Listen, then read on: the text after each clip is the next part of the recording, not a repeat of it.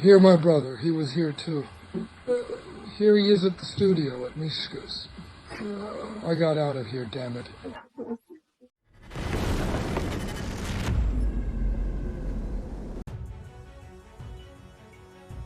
In the occupied Vasilivka, Zaporizhzhia, a base of the Russian army personnel was hit. It was located in the basement of a 3-story building. Photos and videos from the scene were posted online. Nothing is happening, just minus the location of the Russian occupation forces in the basement of a 3-story Capitol building. To be continued, said the Telegram channel of the Melitopol guerrilla resistance movement, Rotten Cherry.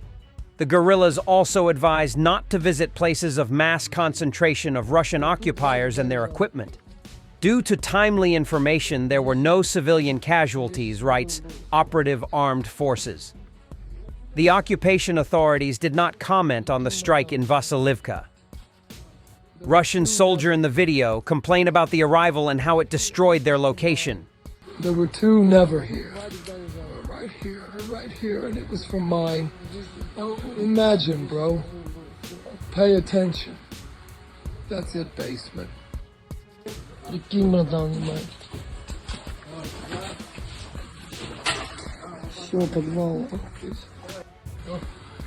Here, my brother. He was here too. Here he is at the studio at Mishka's.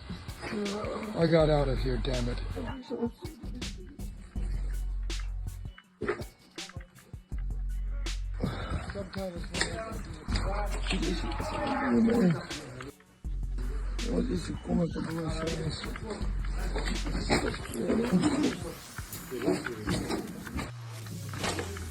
Sometimes maybe I do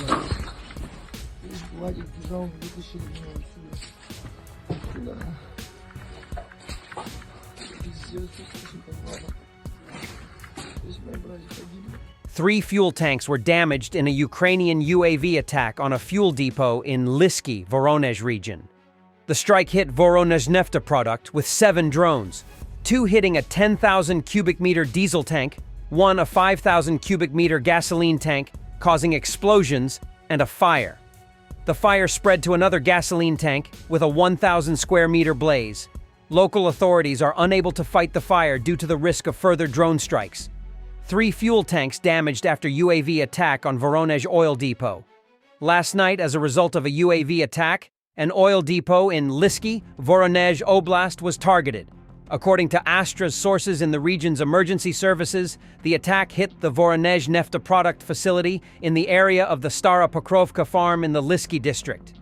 In total, according to Astra, 7 drones attempted to attack the base. 2 of them hit a diesel fuel tank with a capacity of 10,000 cubic meters, while another hit a gasoline tank with a capacity of 5,000 cubic meters. The drones exploded, starting a fire. Subsequently, the fire spread to another gasoline tank. As a result, the fire's area reached 1,000 square meters. Emergency service workers were unable to begin extinguishing the fire on time due to the threat of additional UAV attacks. The oil depot is still burning, local residents report.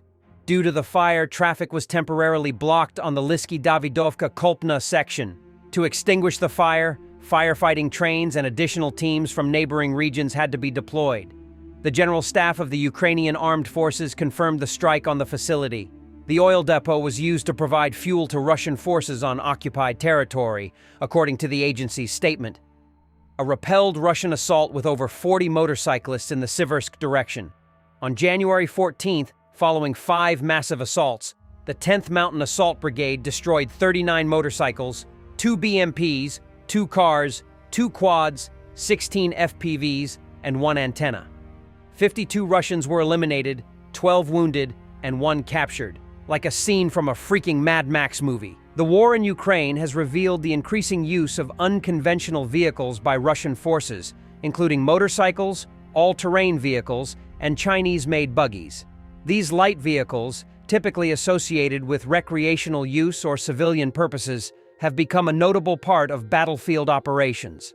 Their role, however, raises questions about their effectiveness and whether their deployment highlights a critical lack of armored equipment within the Russian military.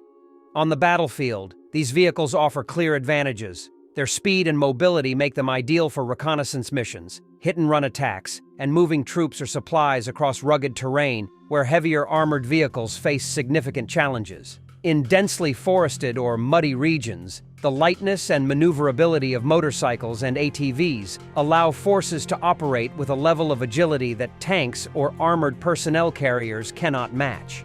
Moreover, these vehicles are cost-effective and readily available. Chinese-made buggies, for instance, are far cheaper and easier to procure than manufacturing or maintaining military-grade armored vehicles. This affordability enables Russian forces to deploy them in large numbers, particularly for reconnaissance or logistics, without stretching their budgets. However, the use of such vehicles comes with significant limitations.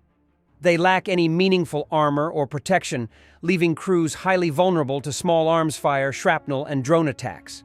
While their mobility is an asset, their inability to withstand direct combat limits their use to secondary roles or niche tactics. This vulnerability also forces operators to rely on speed and stealth, making them less effective in conventional combat scenarios. Destruction of a Strela 10 short-range air defense complex by the 47th Mechanized Brigade.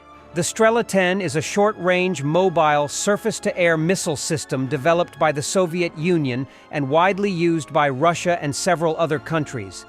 Designed to provide air defense for ground forces against low-flying threats such as helicopters, drones, and attack aircraft, the Strela 10 remains a significant component of modern military arsenals, including in the war in Ukraine.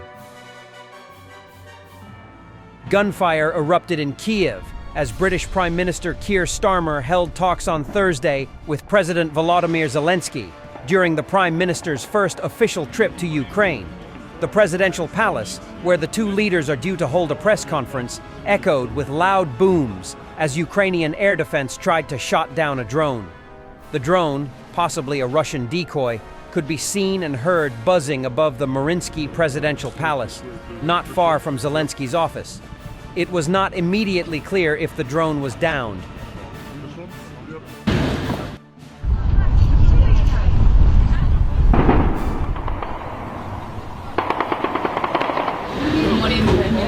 Nice to meet you, Deputy Minister. Oh, yeah, nice to see you. Thank you very much.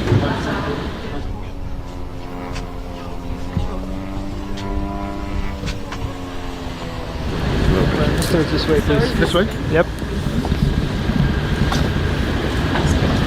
This one? Yep. Thanks for watching, and don't forget to subscribe. Also, if you want to support Warthog Defense, please become our member and get early access to new videos, exclusive members-only videos, and become administrator in comment section. The membership link is in the description. Rescues every day. We had a guy last week, it's 6 rescues in 6 days. You know, he's doing the job every day.